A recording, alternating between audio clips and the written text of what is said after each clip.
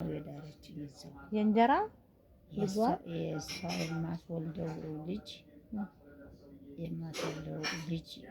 በቃ የተዳርኩት የእንጀራ ልጇ አክስቴ። አባቤ ሳይፈቅዱ እሳቸው የገጠር ሰው ምን ያውቃል?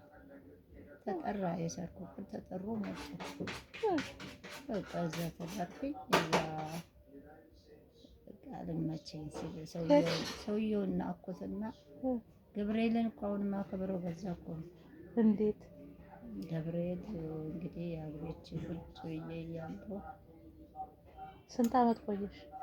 ኧረ አንድ አመት በቅበላ ተድሬ ወዲያው ነው የኮበለልኩት። በቃ እቃዎችን አነሳሽ ማርዬ ይችላል እና በቃ አረፍ በይ። አሁን እራት በላሽ?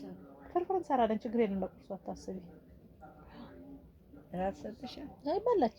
እሺ እራት ከበላችሁ ጥሩ። እዛ በቃ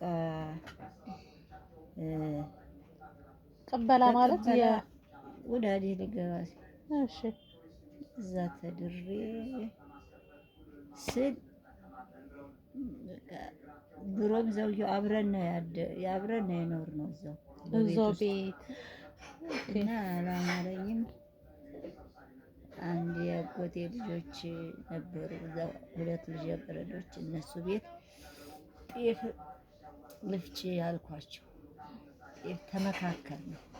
እኔ በሩን ክፈቱልኝ ሳንኳኳ በሩን ክፈቱ ብዬ ማታ ጤፍ ምናምን አዘጋጀውና እፈጫለሁ። ሌሊት ተነስቼ እፈጫለሁ ብዬ እዛች እነዛ ጓደኞቼ ቤት አስቀመጥኩት። ኩሽና አሁን ሌሊት የት ነው የምትኖሪው የነበረው? እዛው ግቢ?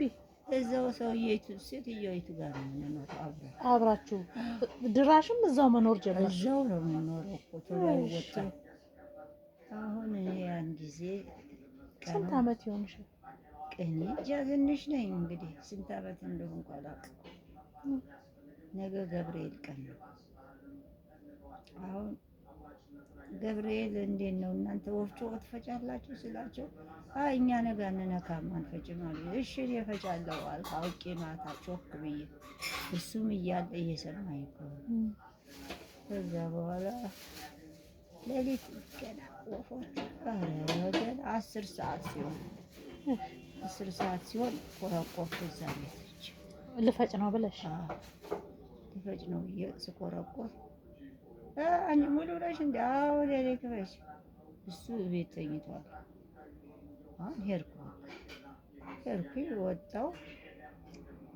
በሩ 10 ሰዓት ሲሆን ግን ሌሊት። እሺ ጅብ የለም? ጅብ የለም አብዛኛው ሀገር። ከዛ ወዴት ሄድሽ? አሁን ከዛ ሌሊት? አዎ ሌሊት። መንገዱን ታውቂዋለሽ? አውቀዋለሁ። አሁን ወዴት ለመሄድ ነው የምትሮጪው? ወደ ሀገሬ ልሄድ። ወደ ጌታ። ቅርብ ነው? ሩቅ ነው። ተመካክረናል። እያየ መንገድ ይጠብቁኛል። እኔ በቃ ሞትላችኋል። ህጋጌን የት አግኝተሽው? ቤት መልስ ተጠርተን ሄደን እዛ ደብድበው ነው የሸኙኝ። ሂጂ ብለው? አዎ አልሄድም ብዬ ሳለቅስ ደብድበው እነ መኮንን ሁሉ ገርፈው ሰደዱኝ። እሱም ሄዷል መልስ ተጠርቶ እኮ እዛኛው። እሺ በኋላ እሱ ጠብቆኛል። የሆነ ቦታ ተቀጣጥረን ጠብቆኛል።